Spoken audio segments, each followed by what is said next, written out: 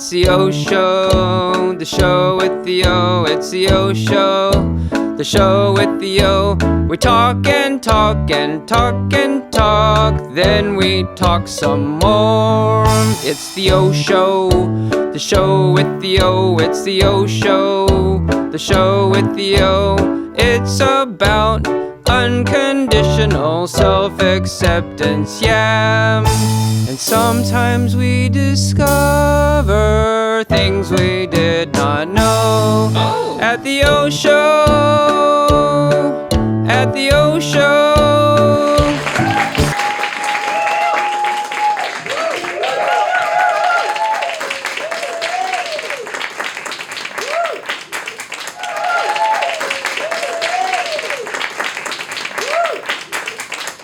Hello, and welcome to the O Show. I'm your host, Oriana Fox, and we're here today to discuss a rather hot topic: masculinity, sexuality, and Me Too. Have you heard? You must have heard. Masculinity these days is toxic, and the male sex drive is libido non grata. So I'm wondering, is there nothing redeemable about masculinity? Are there no erections worth embracing? Don't get me wrong, I'm a card-carrying feminist. In fact, I have my card right here.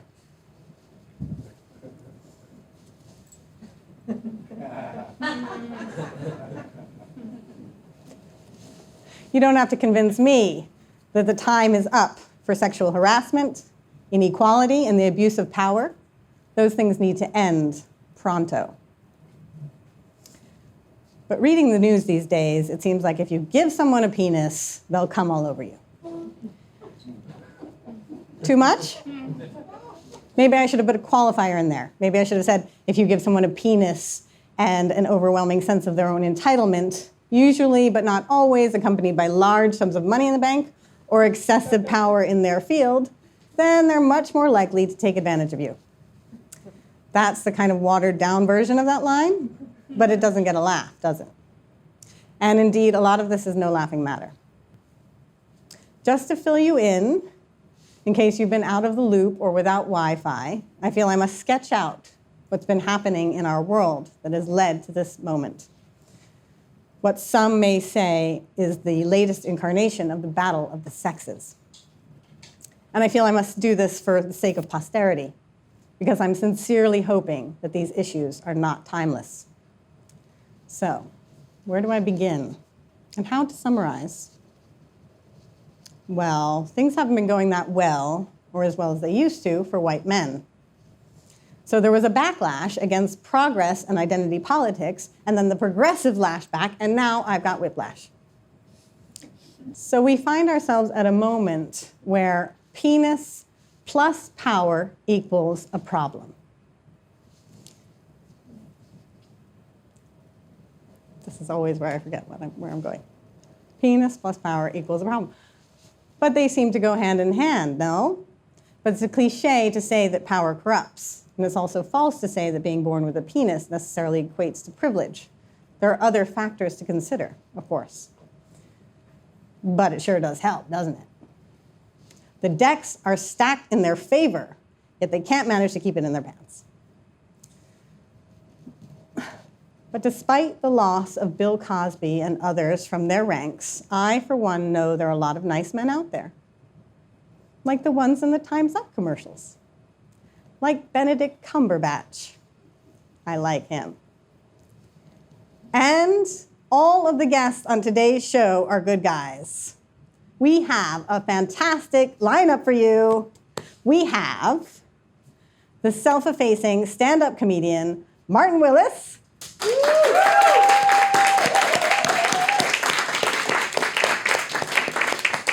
The erudite and, of course, fabulously dressed professor of men's fashion, Dr. Sean Cole.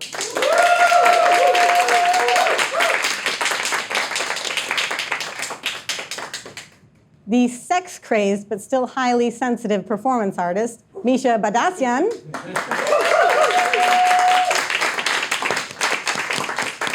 And finally, an exemplar of British working-class masculinity, punk star Martin Tomlinson. Let's give it up. Give it up for all of them. All gems, each of them. And I know we've got a whole heap of nice guys here in the studio audience. They exist, they do, they're in this room. I know that for a fact because the first man I ever loved is here. Yes, my very first, the man upon whom my fundamental and largely unconscious understanding of masculinity is based. Yes, I'm talking about my dad, the very masculine Michael Fox.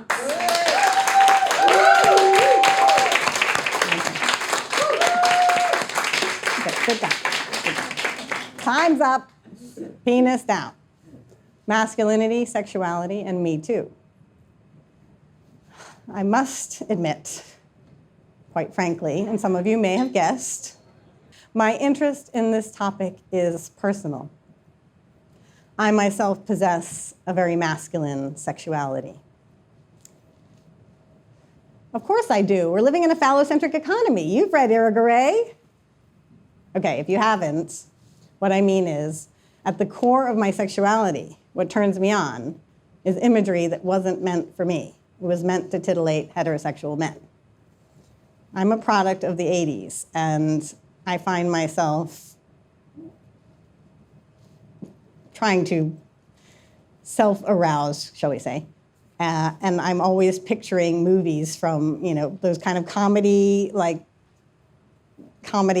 of softcore movies like Porky's. I think I might even have invented scenes that weren't in the movie. Or there's one, kind of my go-to imagery is this from this movie, Ruthless People. Have you seen this movie? Yeah, with Bette Midler and Danny DeVito? Okay, it's not between them, the sex scene. Get that out of your mind. It's between a prostitute and the mayor or the head of the cop sheriff or something. He is, hired a hooker and he's gone to this spot in the hills. But meanwhile, someone's trying to frame Danny DeVito for murdering his wife. So they're filming the whole thing. But they're afraid to look because they think a murder is happening. They hear this screaming because the chief of police has said to the woman, I want you to make a lot of noise because my wife at home, she doesn't, blah, blah, blah. So anyway, so there's this, and this man is not attractive to me. I mean, I'm sorry if that's who you are or what your thing is, that's fine, whatever floats your boat. But for me, not particularly attractive man, middle-aged, kind of overweight, and this woman is just, hot, totally hot. And she's, naked and boobs are bouncing and, so this is my go-to thing. Anyway, but also what I mean by a masculine sexuality is that I've always fantasized about being a gay man. Because to me, that means a kind of sexual freedom to pursue men. So, I wouldn't have to sit around waiting for that call or be clicked on or whatever it is people do these days.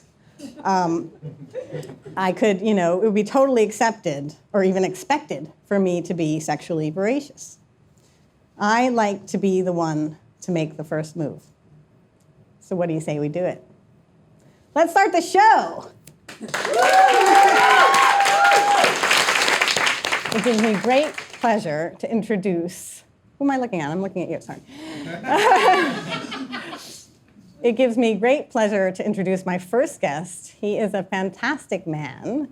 He's in his late 20s, and he is one half of a comedy duo called Loose Brie, and he's also half queer. So on Tinder, he swipes both ways. That's his joke, not mine. I completely stole it from him.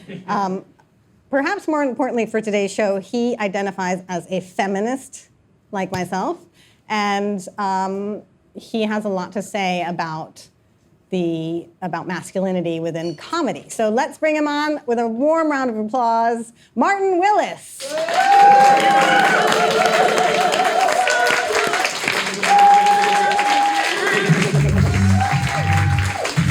Thank you so much for being on the show. It is an absolute pleasure. You've described stand-up as a kind of masculine arena. So I'm wondering, what is your place in that arena?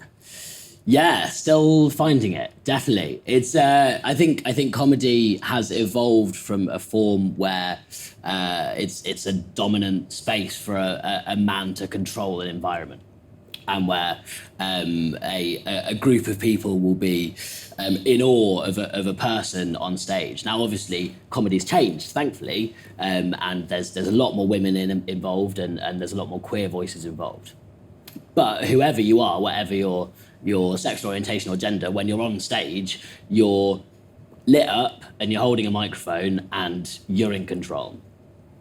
And so it's a space for someone like me who's never felt in control to possess a little bit of that, to siphon off some of that lovely masculine power, and to feel that for just 10 minutes, 20 minutes, to feel in control of a room and a space, and to be able to lead conversation, to have a dialogue the way you choose. I'm not the kind of person that in a pub will dominate a conversation of men, but on a stage, I can do this, and I don't know any of you people, but it's fine. It does it, it's no problem to then lead that.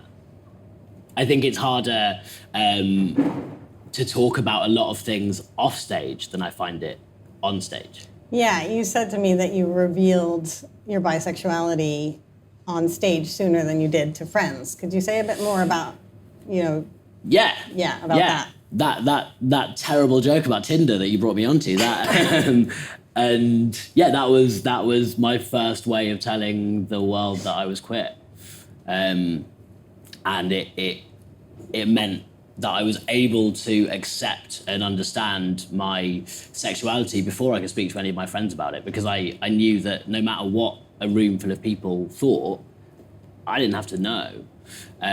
And if they as far as they knew, that's who I was, and that's all that matters. Whereas with my friends, I'd have to explain it, I'd have to tell them about my dating habits, I'd have to explain to them what a top is, or what a bottom is, and which of them I am, and although the future is first, but there's so many more layers to it, whereas in comedy you can just cut it down into little one-liners and be done with it. I'm a little bit confused because on the one hand, you've revealed this very personal thing in the arena of comedy, and on the other, you're saying it's really masculine arena. Mm-hmm. So doesn't that seem contradictory to you? Yeah. It's a safe space, but it's not really a safe space. I'm sure in your life you haven't felt that the world was a safe place, so... Yeah, absolutely. I think there is a sea change happening in comedy at a kind of artistic level. If you go to the Edinburgh Fringe, if you look at the winners of the Edinburgh Comedy Award for the last few years, we've got, so last year, the two joint winners was, one was a man talking about a breakup and his subsequent mental health issues, one was a woman talking about being queer and having to deal with coming out. The year before that was a man doing a show about having been sexually abused. So there's this slowly, we're getting more and more comedy that's about emotional really vulnerability. Dark stuff. Yeah, fucking horrible shit. Yeah, it's really nasty things. Not that being queer or mental health, these things are necessarily nasty, but they're things that you have to contend with and understand. And I think slowly there is more space for that in comedy. However, if I go to name of town redacted in England and perform a sketch with my double act where I talk about being queer, or if we do sketches of my own material where I talk about my own emotional vulnerability and growing up queer and these kind of things, in a working class environment, in some spaces where there's people go to comedy nights because they want to get drunk and they want to have fun, and then if I'm there talking about my hard youth, they don't want that. Nobody wants that. Nobody wants that on a Friday night. But if you go to a kind of artsy, liberal, festival like Edinburgh, that's exactly what people are there for. So I think it's slowly the country is coming around to it, and comedy broadly is coming around to it, but certainly it's specific environments. But so we mentioned the Tinder joke, but also there's what's the other way? Like, what other jokes do you make about your sexuality? Or you're recently kind of bringing it in more. Yeah. So how are you doing that? So my double act, Loose Brie, we've got a show called Loose Brie Solve Everything, where we solve everything. And it's just quite self-explanatory.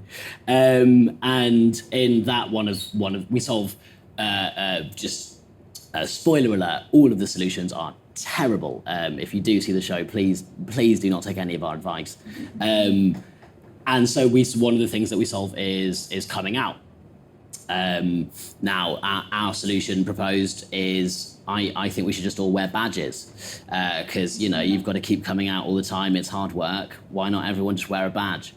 Now, I can get away with that in my double act because I have the fortuitous position of being the stupid one on stage, which means that I can say things which, I can make clearly a Nazi reference, but I am enough of an idiot to get away with not knowing that or thinking that that might be a good idea. Obviously, I don't think that. Yeah. You've described stand-up as this masculine arena, so it's like kind of developed out of, pub banter between men, like who can think of the next funniest thing to say, and therefore it's not really about listening or active listening because you're always thinking what you're going to say to top the the guy next to you or whatever. So if stand-up is a kind of ideal alpha male, whatever, environment, what is your vision for like a matriarchal comedy? Yeah, I think it does exist in a way. I think it's improv, and I think it's terrible. It's not fun to watch. It's great fun to do. It's great fun to be a part of, but I think as an audience member, you're often just watching people have an unfunny conversation.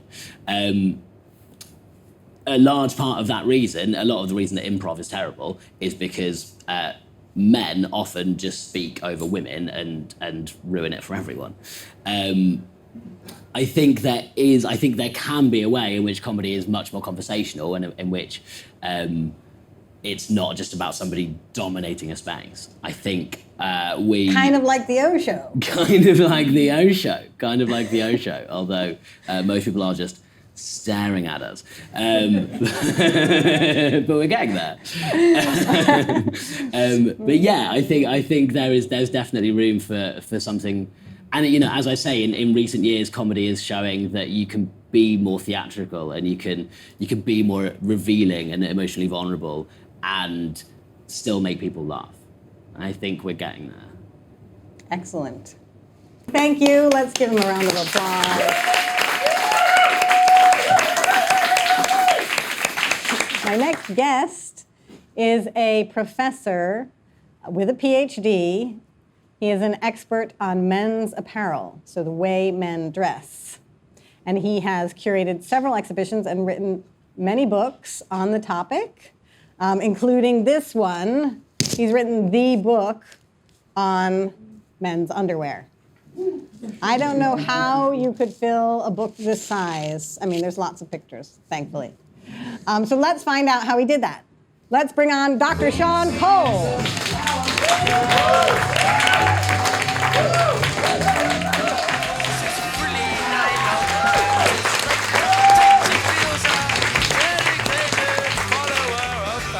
Okay, thank you so much for being on the show, Sean. So my first question is, well, I have to admit I haven't read this book, but I have read your other book, Dawn We Now Are Gay Apparel. And in that book, you give a history of 20th century, of the 20th century and the way homosexual men have dressed. And so I wanted you to give, I forgot to ask the most important question. Boxers or briefs? Personally or on other people? Both. Well, it's a little early in the evening to reveal my own secrets. I think Marty's done enough of that. I don't know that I have a preference.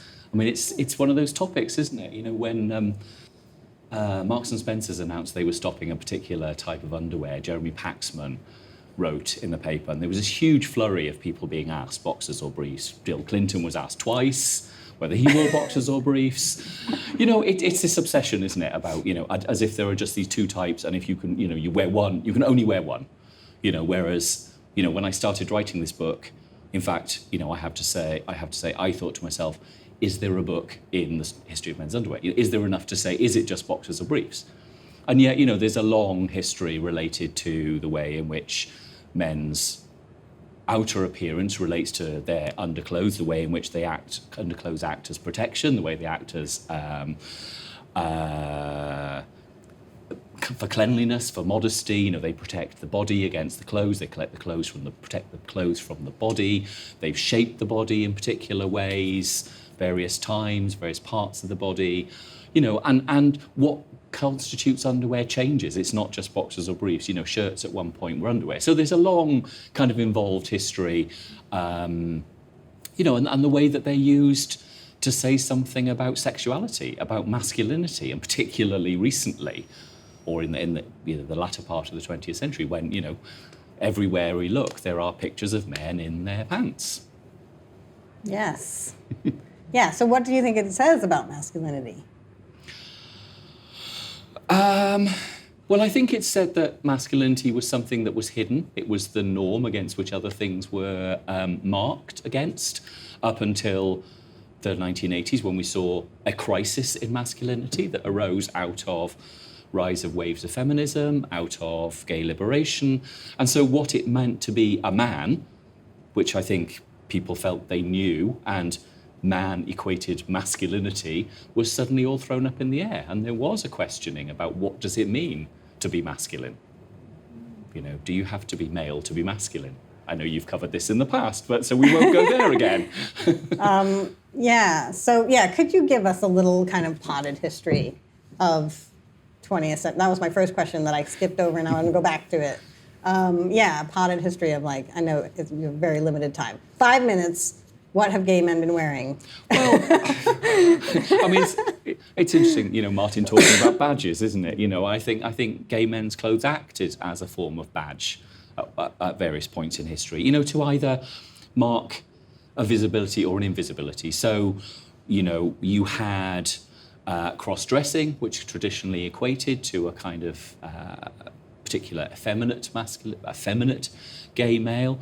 And in the book, I thought it was really interesting to read that was because it was a way of pursuing heterosexual men potentially. There is an argument that, you know, Yeah. if you are if you're a man dressed as a woman, you can be read by people as a woman. You can be understood as a feminine character. It acted as a signifier of availability at a point when homosexuality was illegal, at which point it was being given a name.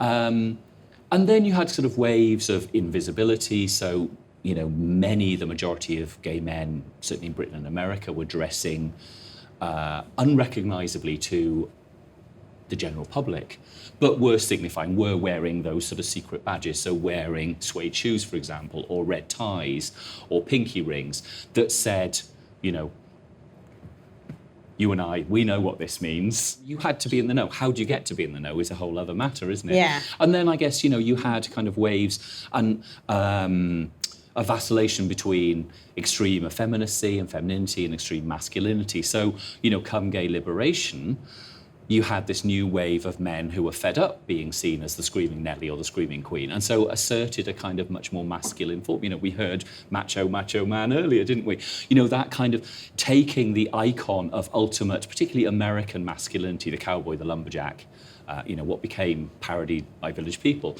to create a very masculine appearance that seemed to be a kind of working class, white, blue collar masculinity. And then you had the mixing up of that. You had radical drag and gender fuck. Then you had, you know, kind of waves of punk has a kind of very queer past. And we get then to, you know, other waves of femininity sort of linked to clubbing, that kind of thing. And then waves of kind of, you know, queer scallies dressed much like... Sorry, Martin, I feel like I'm picking on you. So, I mean, maybe that's enough. So, yeah, I'm read the wondering- book. yeah. Buy the book. Read the book. I'm wondering also, like, because you talk about how it influences more mainstream culture and the idea of masculinity within mainstream culture. It's an interesting cycle, isn't it? That I think there is a perception that gay men are better dressed than straight men.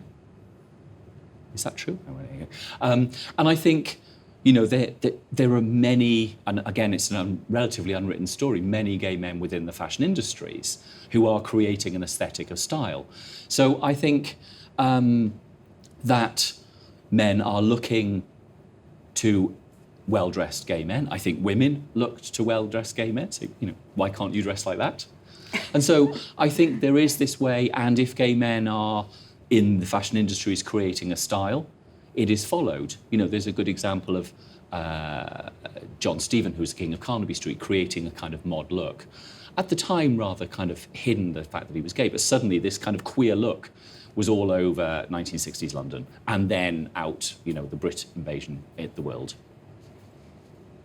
And also, I mean, to go back to the underwear thing, the as you were talking about, the visibility of men in their underwear in advertising also affects like the standards for the male physique. Absolutely, right? absolutely. You say, well, I think that's a good example, isn't it, of where gay men's sort of style, it's not so much clothes, but about their dressed appearance, their bodily appearance.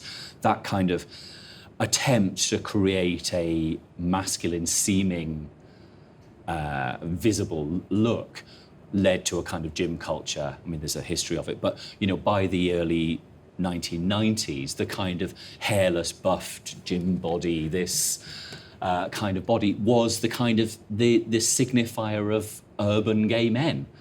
It was in all the big cities. It was created the kind of circuit scene, and I think that then influenced the way, more broadly, men thought about how they groomed their bodies, how they played with their bodies, how they perceived their bodies, and bodybuilding went from being a kind of weird, kind of minority sport, if you like, to being something that everybody aspired to. And now, I'm surprised when you see, 14-year-old kids who look like they've spent their life in the gym when I don't think there was even a gym when I was 14.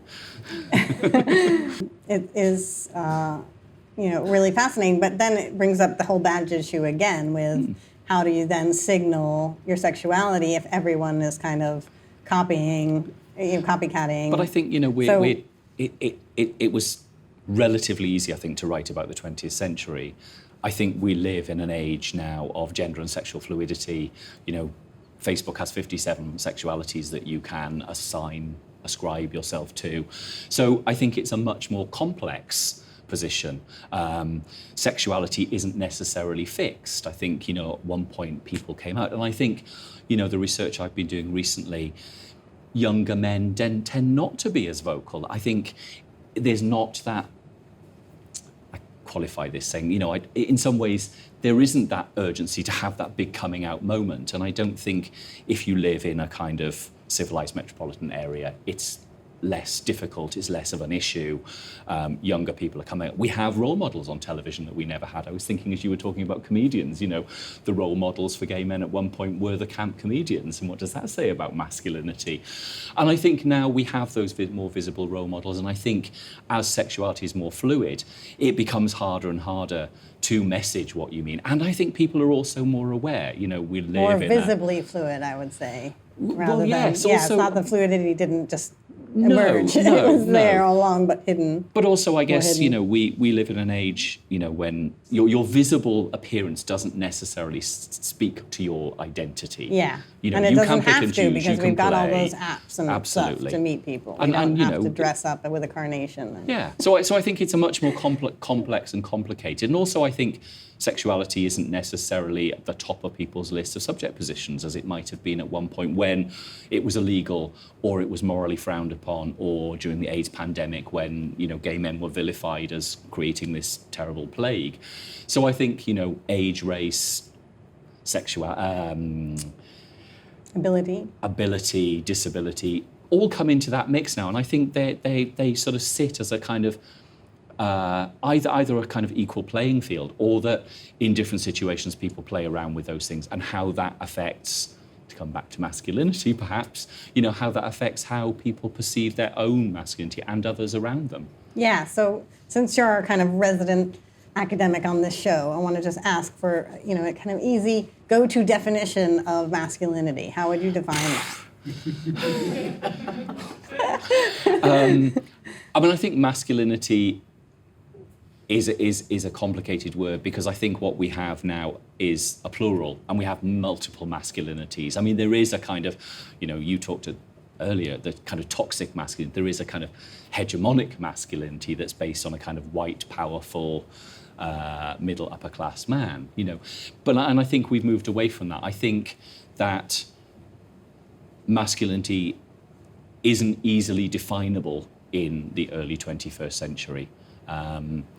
So I feel like I'm hedging around that somewhat, but I don't think there is an easy definition, I guess, is my answer. I agree. Thank you so much. I think we have to, I could talk to you all night, but we have 2 other guests we've got to be moving on with, so let's give you some applause.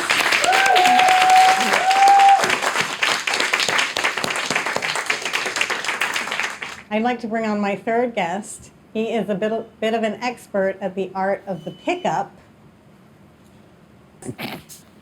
And in fact, he's a bit of a sex machine. He has slept with a lot, and I mean a lot, of men. 365 plus, and counting. He won for every day of the year that he did a durational performance piece called Save the Date. So let's put our hands together for Misha Badassian.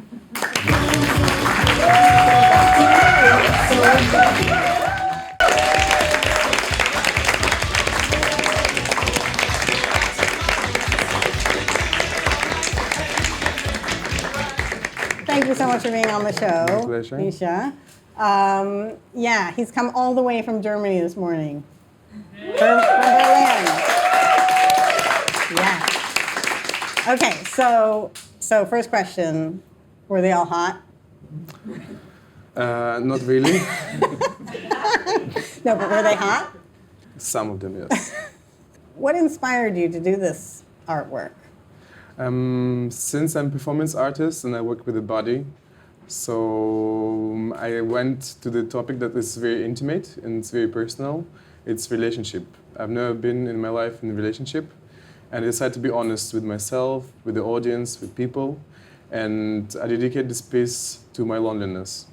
And the idea of the performance is really easy. So I would build kind of living installation of the bodies. 365 people that I will sleep with are the living installation of my loneliness. And the idea of the performance itself came up in the Milano Museum of Modern Art. I saw a beautiful installation by Sophia Kahl, and it's a beautiful artist who inspired me. And she gave me the hint to be honest with my art life, in my private life. And so I said, okay, I will do it. And then I went for it on September 1st, 2014, till September 1st, 2015, non-stop. Okay. Journey. And so this is like, isn't this every man's dream? You say it's out of your loneliness. Was it a dream? No, not really. No?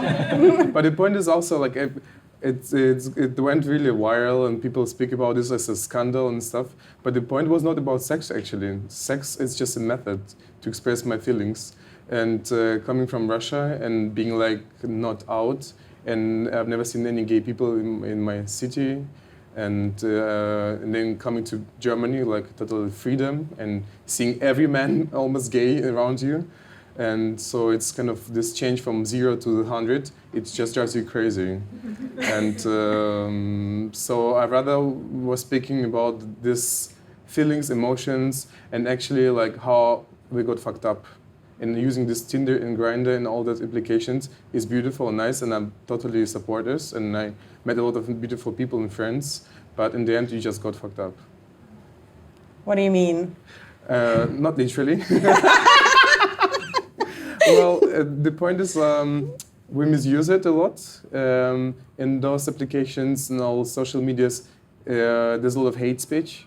Myself experienced a lot of hate saying like, oh, you're too ugly, you're too fat, you're too hairy, you're this and that, you're too migrant, you're too this and to that. And I was feeling, okay, what's going on? Like, why people feel so powerful online? Why they use this language? Why they hate you so much? Like, okay, if you don't like hairy men for sex, it's fine, but you're not allowed to harass someone and say something like that about this. And then if you go to the cruising places, they will say the same to you. They will reject you. They will push you away. In all the time, like all this experience just like accumulated this deep, really depression in me. And not having any boyfriend and then people that you can, I don't know, love, you can experience something romantical, just drives you crazy. So yeah, so it wasn't a picnic. Well, I mean, physically I'm fit, and it was fine for me to do it physically, but mentally it's really hardcore. Like after a couple of months, I stopped using all this social media and all this application because I was hating people a lot. And the topic of violence came also into the project, and it was really like I was so tense all the time, and so I went to just cruising places, to any kind of clubs and bars, to the parks, saunas, any kind of crazy places. And if in the beginning I was planning to make a romantical date, I was writing the names of people, I was collecting some items from them, so it was kind of really romantical piece of art. And then it just was like, I didn't ask for name, I didn't write anything, it was just 5 minutes and you go away. So, and what has been the response to the work, from the public, or from critics or journalists or whoever has It was different. responded? First of all, from my friends, I got deep support because they saw me, like I had my studies and I was working, so like it's all dependent on the project, because if I do piece of art, I really dedicate myself to the project. So I was not working and studying, I was doing project and working and studying, and all was depending on the project. And the gay community in Berlin reacted like double hate love to this project. They say some of the people were supporting this because at last someone said that we are lonely, and that is not really always nice and cute, using this social media and going to sex parties. And half of the other community was hating me because sometimes it's not easy to say I'm depressed or I'm fucked up, and they don't want to hear this. They just want to go to the parties and enjoy the life.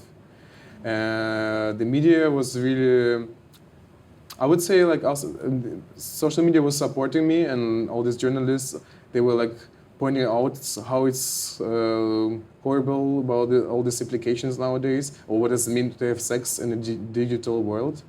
But there was also violence in the media.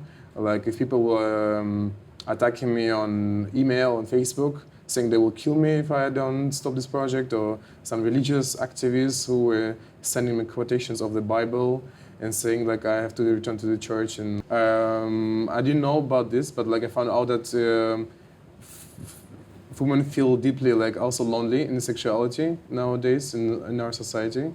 And feel disconnected to the body. They feel abused sometimes. And they were appreciating my project. They were saying really a lot like, thank you so much that you point out this topic of being lonely and sexuality.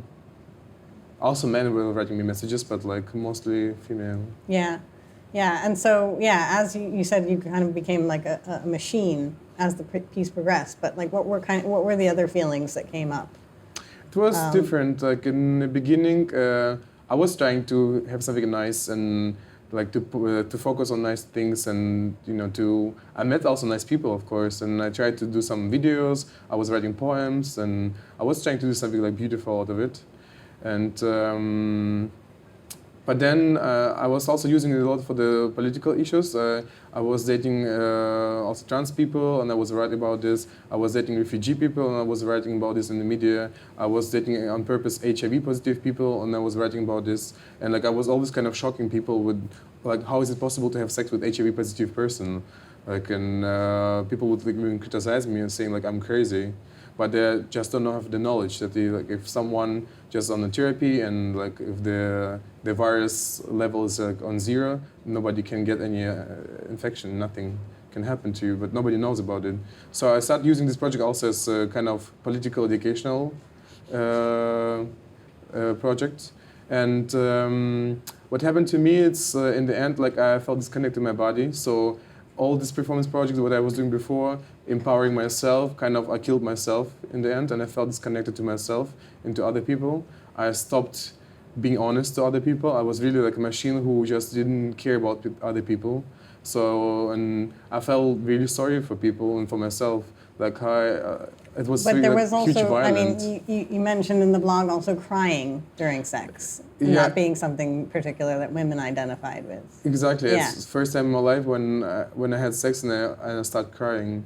And it was I started asking people, my friends, gay people, and nobody could share these feelings with me. And then when I was speaking about this like publicly, that's also maybe the response of the woman, why they felt like also connected to this topic, like how they feel the same way, crying while having sex. Did you reject anyone during the project, or did you just have to say yes, yes, yes? Well, I was sitting online for 5-6 hours a day to find someone, and I was An trying- unemployed person's project, perhaps. Yeah, so I had kind of preferences in the beginning, but in the end I didn't have any. So I just had to find someone. I didn't care about anyone. But if I was going cruising and I saw people like, I don't know, totally wasted or on drugs, I didn't want to have any sex intercourse with this person. So I didn't reject them like how I experienced rejection from other people. I was just saying like I'm not in the mood, like, and I went away. But it was a few times. Mostly I was rejected by other people. Yeah.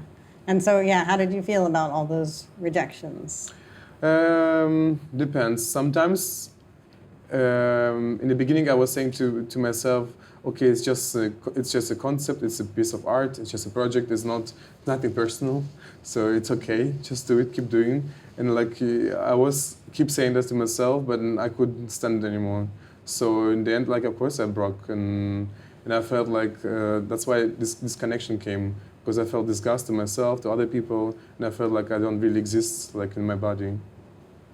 Yeah. But if you go to one place, for example, sex club or even sex party, and if you got rejected by 5-10 people, so it's not a joke. It's very traumatizing. Yeah. I think that's my last question for you, although I have lots more to talk about. Obviously, we're going to have a panel discussion and all that, but we should give a round of applause to Misha. Thank you.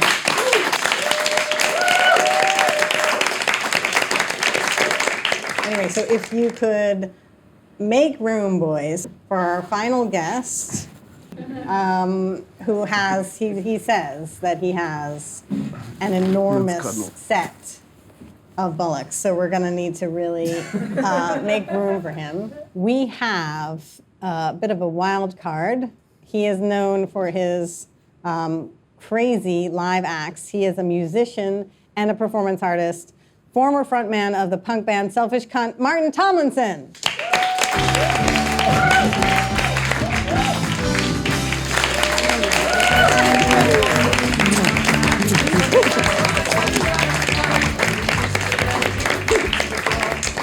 Thank you so much for being here, Martin. That's all right, love. Okay. Yeah. So, you tell me about Selfish Cunt. How did you come up with the name?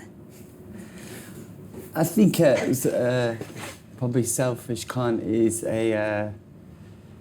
it's kind of born out of London and born out of probably like narcissistic survival in a, very expensive city. This is a very competitive city, and it's, just full of cunts, really. So, and I must be one of the biggest ones. So yeah. You know that thing about the balls. Why? I didn't we know say how that. Betty. I didn't say that. You made that up. That You is made that so up. not. I You did wrote not, it. I did not come up with that at all. Oh. No. It's not true. She's a liar. Wait. Liar on Betty top. White. That thing she says. She says, "Why do people say grow some balls? Okay. Testicles are weak. Okay. Why don't people say grow a vagina? Those things can take a pounding."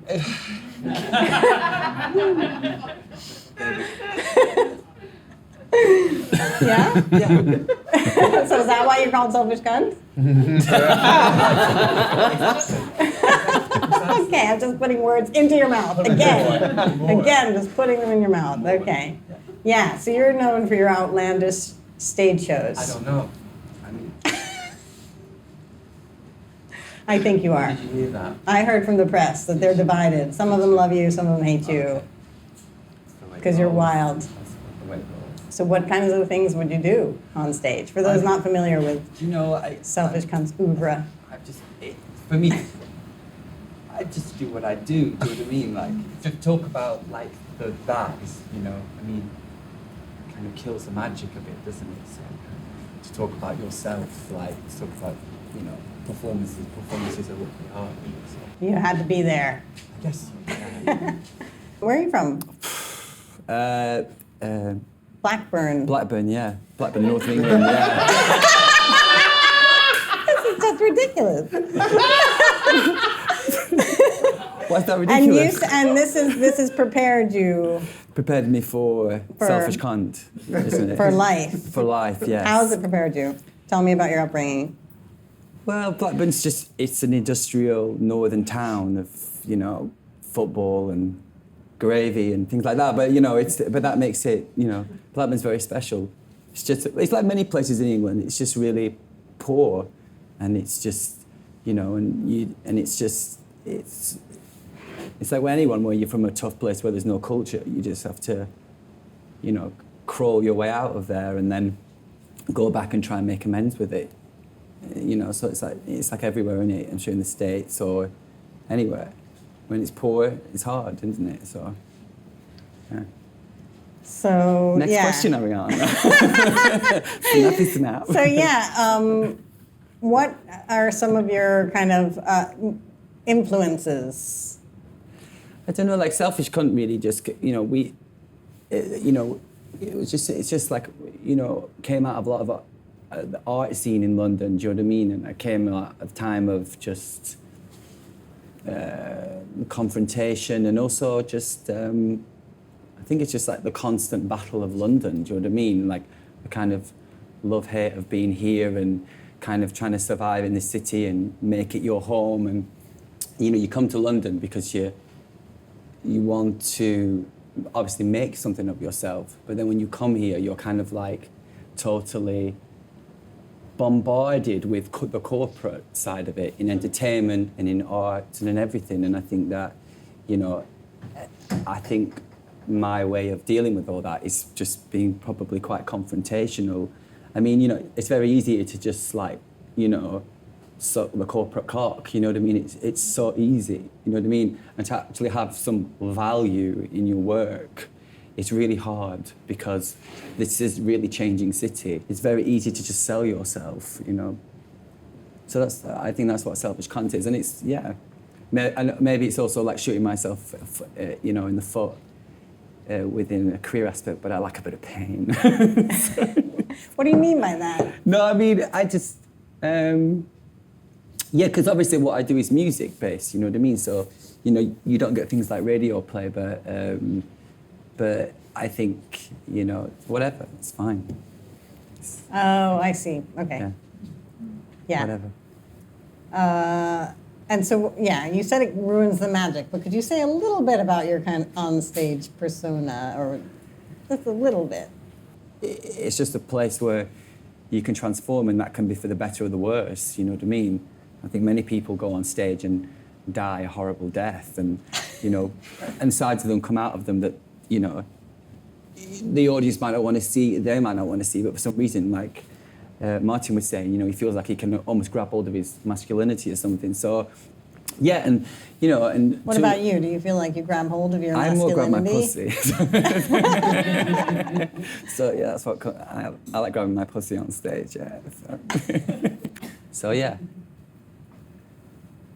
But it's interesting what you were talking about earlier as well about masculinity and you know, with the time's up and everything and time out. We haven't talked about it yet, so please, thank you for bringing it up. Oh. But it's just interesting because, you know, I also feel like these days, like men just get a really bad bashing. You know what I mean? And I think that I think we're in a really important time where these issues need to be addressed. But I also think that just like, you know, the gays can always talk about what it's like to be gay. The women can always talk about what it's like to be a woman. But can men just talk about, suicide rate amongst middle-aged men is so high and nobody talks about these men, do you know what I mean? And it's just like, you're gonna hear about, a group of gays talking about Bjork and, how fucking hard it is for them. And it's important for women as well, but it's just like, suicide is so high. And I just think that is the most It's unspoken and unmarked. It's like almost taboo. It's taboo for men to be talking about, that it's like you're a man, so you're going to be punished. So I just think, that's interesting. Yeah, to just go back again to the on-stage, off-stage thing and this kind of divide, like this moment you walk on and you're kind of free, or maybe. So you grab your pussy, do you feel like you have a masculine or feminine persona, or does it change from moment to moment, or? I think there's probably something quite feminine, I think there's also like, whenever you go on stage, there's always a wanting to seduce, there's a seduction involved, even if you're keeping on your clothes, and there's a reason why you're on stage, and and if there's cruelty in that, or if there's playfulness, or it depends what kind of school of thought you're coming from. Do you know what I mean? I mean, you're there to stir people's, to stir emotions, and if people are into that or they like it or not, that's not really it's not my business. Do you know what I mean? I made a show, and and you take what you want from it, and if you like it or not, I don't really care. Do you know what I mean? So, and that's the nature of maybe where my approach is. Yeah. So. Okay. Okay. I think that's my last question for you. Okay. Thank you. Let's give him a round of applause.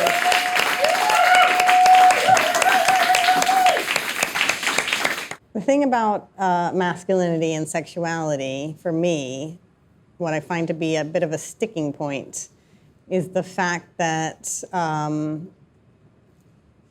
we all want the world to get rid of the gender bias and, inequality and things like that. We want to be judged in a kind of gender-neutral way in most arenas of life, except, I think, for the amorous arena, like sexual, romantic, whatever that includes. I think in that arena, gender codes become really, really important.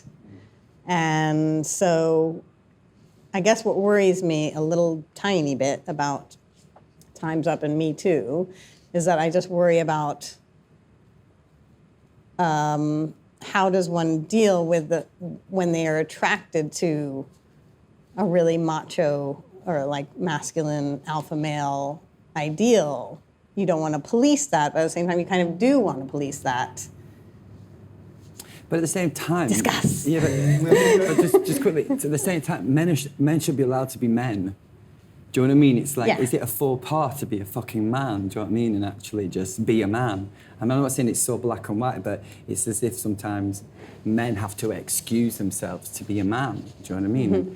And there's nothing wrong with being a man. It's a good thing to be a man. But also, we need to think about, well, what does being a man mean?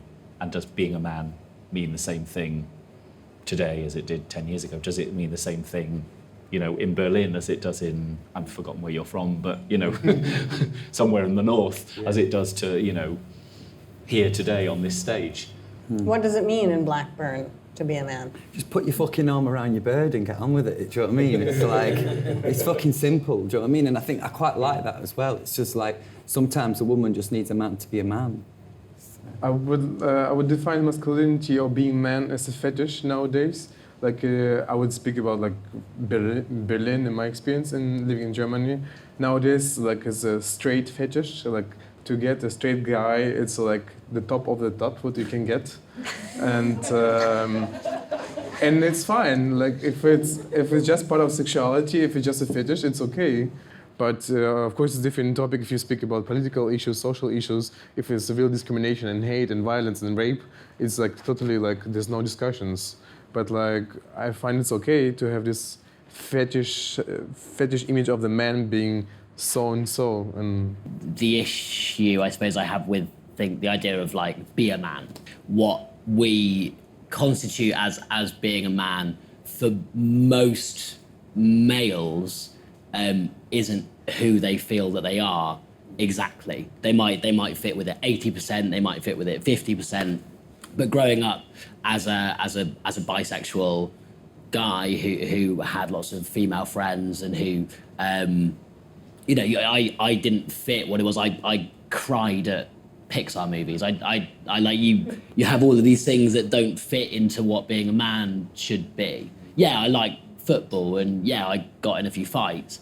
But like, so like you can see all of these things, but then it's, you have to perform. And it's, I think it's, as you were saying earlier, the issue that we have with mental health in this country particularly is a huge issue with young men, with men broadly. I think a lot of that is feeling that you have to be a certain thing, whether that's providing for your family, whether that's earning more than your significant other, or whatever, or you know, being a certain person, drinking because you don't want to go home early because you don't fancy a drink. You feel like you have to stay out with your mates and keep up with them. And I think all of these things feed into the poor mental health, which is widespread. And Or you hugely don't have problematic. friends who you can confide in. There's been a really interesting project called the Shed Project, which women are very good at talking to each other, just at talking, whereas men broadly, and I might generalise, and straight men particularly, aren't good at talking to each other about their feelings if they just sit down and talk. And so the Shed Project creates a space in which men do things, they repair things, they do kind of things that are seen as being acceptable, that men are interested in. And that creates a space in which men feel they can talk, because you know, it's interesting, that gendered only space, isn't it? That I think men aren't supposed to have feelings, men aren't supposed to show their feelings.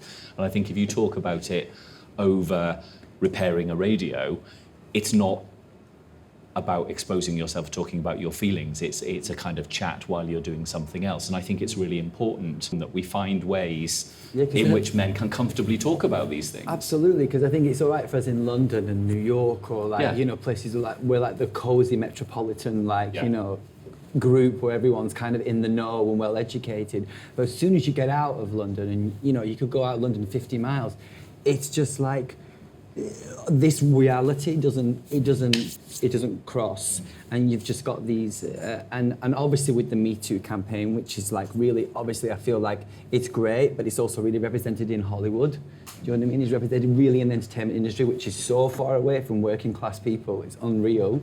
And it's just like, who speaks for these men? And it's just like, and how do we speak to these men? You know what I mean? And it's a real problem. There's an interesting phenomenon now, and I'm speaking always about Germany, I'm gonna speak about UK. The heteronormative society trying to kind of lose this gender identities and be like equal, but the queer community or the gay community is the opposite now. It's trying to put this trend of straight men being straight men. We had the issue 1 month ago. There's a famous club. They organize a party only for macho men. All tranny boys, all tranny guys not allowed to get to the party. And it was a huge deal in Berlin. Like, what the fuck is going on in the gay community? And there's a point from what both of you are saying. You know, there is a kind of a horrible move towards femme shaming and fat shaming, particularly on let's call them gay dating sites. You know, and there is that kind of, there is a horrible rise of, you know, kind of continuing suicide in young gay people. I think, again, because we're asked to fit particular modes, and if we don't fit those particular modes, whatever they might be they being, you know, working class masculinity and I think it's easy to talk about how easy it is within, as you say, a kind of, you know, cosmopolitan city where supposedly everybody understands. The minute you go outside of that, it's really difficult. But I think, and then there is this kind of idea that even if you're gay, you have to fit a particular type. You know, you have to fit a particular form of masculinity. I think this feeds into your original question as well. I mean, I've seen on Grindr people specify races that they wouldn't want to engage with, as well as body types, as well as personality types, or as well as, you know, approaches or conceptions of gender. And I think, you know, it goes to your original question, which is about, are we losing the ability for like a man to be a macho man in bed. I think you can be you can be respectful and you can get consent and you can have a respectful interaction with a person and then be an absolute demon in bed. That's fine. Like you can still like dominate someone in bed and go in fully consensually. That's absolutely great. Yeah. And you can have a preference for a certain type of, no, it's okay to laugh, honestly. And you can have a preference for a certain type of man or a certain type of person without saying on your Grindr profile, no black people. Like there are ways of going about these things respectfully rather than, and it's okay to have preferences. And it's I don't think this is like the death of the dominant male. I don't think this is the death of like macho sexuality. I just think that there's a place for it and it's while you're fucking. And that's fine. Yeah, so this is a great segue to my last question. I know you guys are probably dying to ask questions, but I just have one last question. Well, actually, maybe I'll save my last question for the very end. And if anyone out there has a question. Anyone? There's a lot of vulnerability here. How about this vulnerable position and keeping it up? The erection. Is this a dichotomy here? Sorry to be all Freudian and castration anxiety, but I want to ask you about this relationship. Yeah, what exactly do you mean? Isn't this an oppositional thing? The vulnerability and the ability to keep it up, the Freudian anxiety of castration. I don't think it's a male problem. I'm asking, is it or? I don't think they're related to me. I don't think being vulnerable as a person, being emotionally vulnerable, and letting yourself. If anything, I find personally in my sexual life, I'm much more able to maintain an erection if I can talk to the person that I'm with. If I can express myself and know exactly how the room is and how we both feel, that is a lot more sexy to me than just having like a lack of communication and that kind of invulnerable position. I don't know if that answers your question. So. I understand your question, and actually that happens to me while having my experience with this project. That's why I was getting so much hate from like other half of the gay community saying I'm bullshit because they were afraid of this. They didn't want to admit that it's really like I'm not really able to do this, or it's like it's kind of too much, or like I don't want to put myself into this position and be a weak man. I want to be macho man going to the party, having sex non-stop. I don't want to be this kind of lonely, depressed guy, and that's reality of many people. Great question. Any other questions? So you've been talking about the kind of pluralization of gender identities, a greater variety of gender identities becoming available on the one hand. And then on the other hand, there seems to be a rise in kind of reactionary, extreme forms of gender identity, incel masculinities and so on. Can we draw is there a relationship between those two polarized phenomena, do we think? That's how time moves, isn't it? That's how culture moves. For every push in one direction, you get a pull in the other. I think it's inevitable that when there is, when RuPaul's Drag Race is as popular as it is, and that's as widespread as it becomes, that there are a lot of men that are going to feel that they need to put a flag in the ground for what they stand for. I think it also is notable that there's a lot, while a lot of gender identity on one side is about claiming who you are and owning that and possessing that, I think a lot of gender identity on the other side is about goading people, and it's a form of trolling as much as it is a possession of their own identity. And that is the culture that we have now. It's very easy to piss people off, and for some people it's a lot of fun. So they can have their own masculine identity and use that because they know that's a way of getting into people's minds and mental health, and it's a way of taking people down on the other side that they may perceive.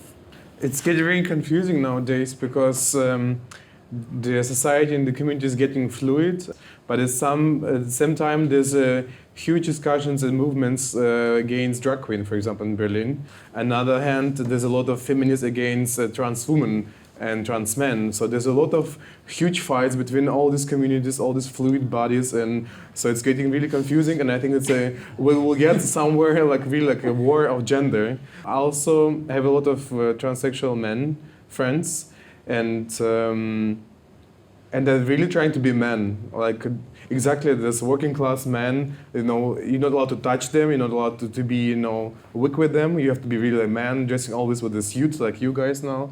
Like always going to like public performing the man, and I find it's ridiculous, to be honest. I would say like just be yourself, be a man as you want to be a man. I don't want to see your role play now. But that fluidity thing's interesting, isn't it? Because we're all supposed to be in this middle of this mix, and actually what it should be saying is that it's fine to be on that full spectrum. It's fine to be a kind of macho man if that's who you are. It's fine to be an extremely feminine woman, and whatever else it is in between. We are not all the same, and that we are all variations on something, and that it's okay to be there, it's okay to be there, and it's okay to be there in the middle of all of that. As long as consent is yes, part of it. Yeah. So my last question, unless anyone else has something. Oh.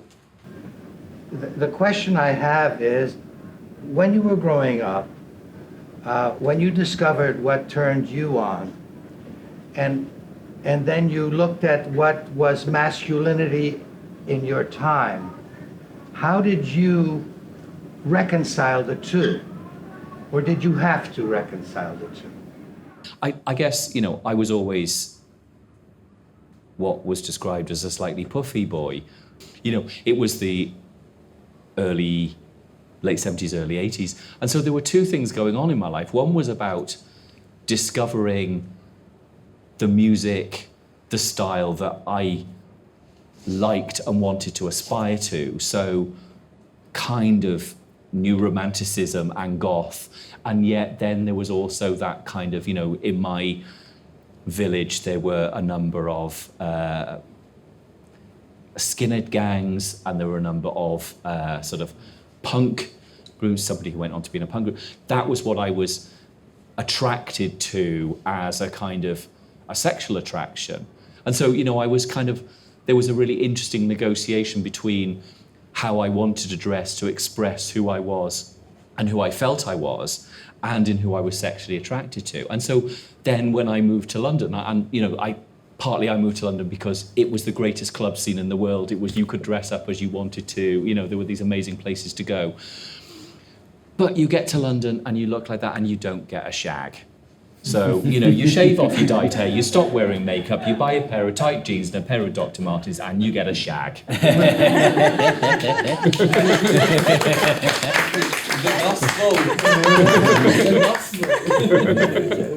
That's my story. Amazing. It's true. It took me a long time as a bisexual to understand what I was attracted to and be okay with it. The first time I kissed a guy, I was 15, and then the next week at school I received death threats, and within a few weeks of that I was kind of physically assaulted a number of times. And so I quickly learned not to be gay. I learned not to be a bisexual, and so for the next 10 years I just wasn't. I was straight, as far as anybody knew. And that was fine. I'm good at it. And it worked perfectly well for me. And I still have relationships with women. Now I also see men and would have a relationship with a man. So in terms of accepting that, I think that's happened in the last, since I've been talking about it on stage and in the last few years. And even then, it's only in the past year that I actually started talking about the traumatic events that I went through as a result of coming out originally, went through a series of deep depression as a result of trying to make comedy. And only in the last 6 months have truly understood and kind of come out of that. So I think, now I'm 28, 29 in a couple of weeks. So like it takes that much time, I think. I would like maybe to say about my life in Russia, because the only one sexuality I had is just straight guys. This young men watching together porns, jerking off together, and like sometimes play around. That's only what I had, and that was beautiful. And I think since that time I have this straight man in my head. Because you don't. Interesting. I've never seen any gay people in my life in Russia. What should I do? But so straight men would like jack off together. Of course, but that was the most then like beautiful. play with each other, but still be very much Yeah, aware and and they have straight. no wives and children and all. Oh, that sounds fucking incredible. Oh my god. Great fetish you were talking about earlier. Is the, It's the Like conflation. Martin Russia for you, mate.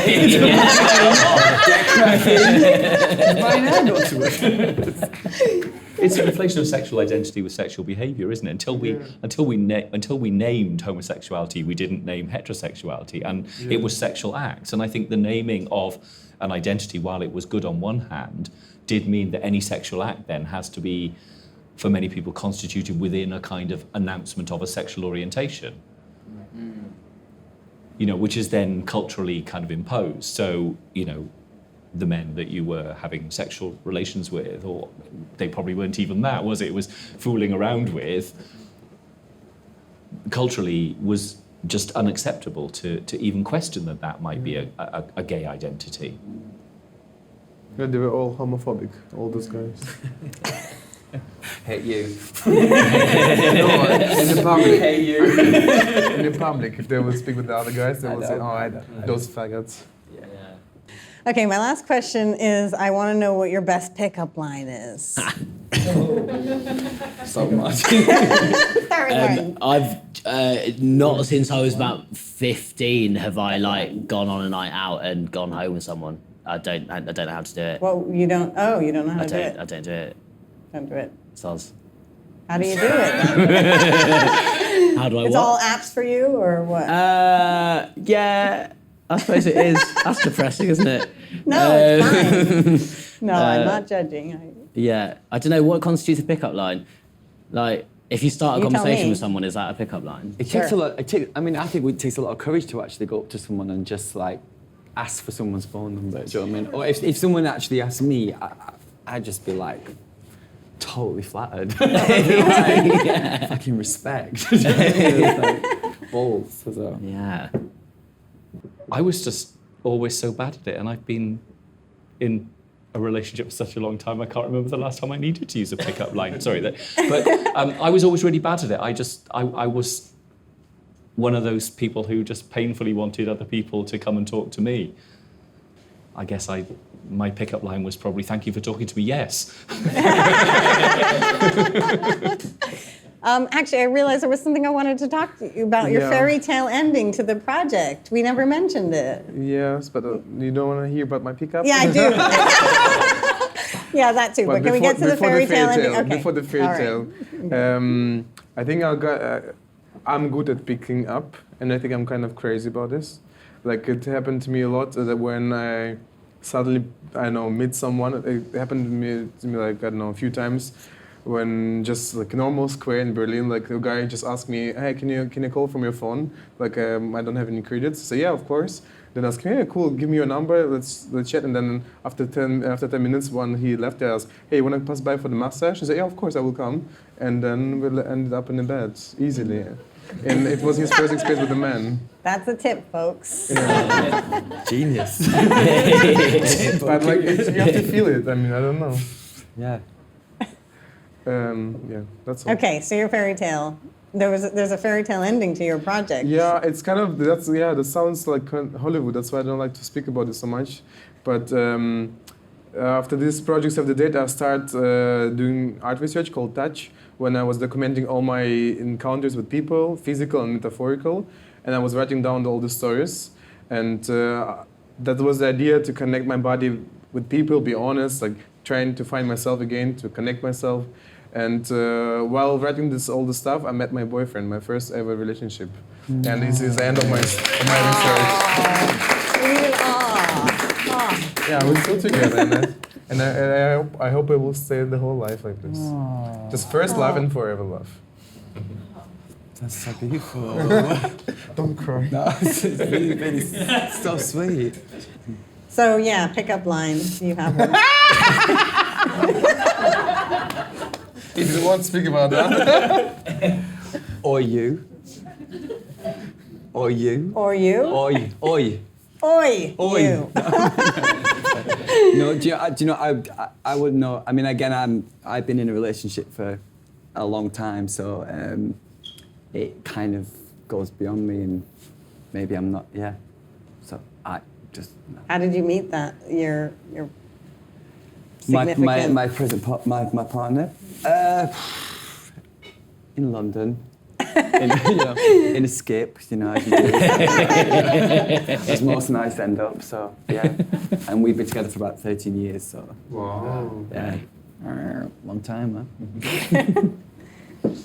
Okay, so let's just take a moment to thank our wonderful panel of guests. Let's give them a final round of applause.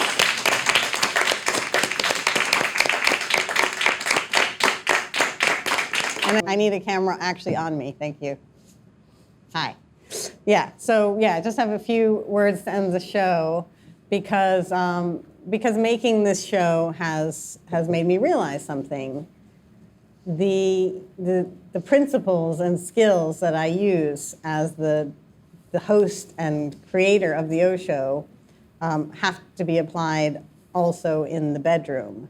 If I don't say what I want, I won't get it. So I want to urge everyone out there to be bold, but also to be cautious. Say what you want. Go out and say what you want.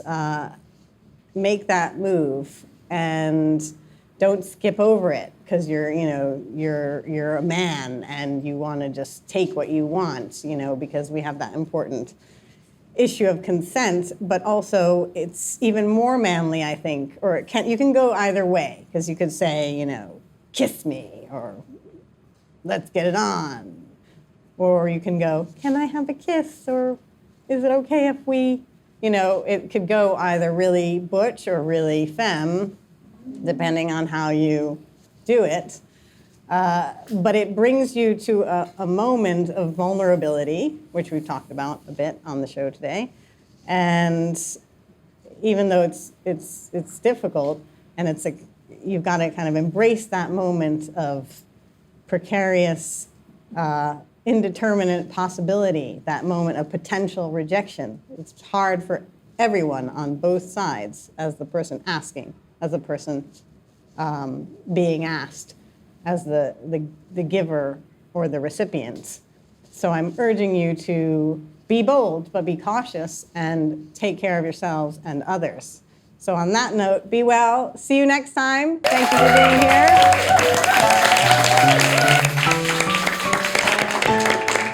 It was the O Show, the show with the O. It was the O Show, the show with the O. We talked and talked and talked and talked. Now we're out of time. It was the O Show. It was the O Show.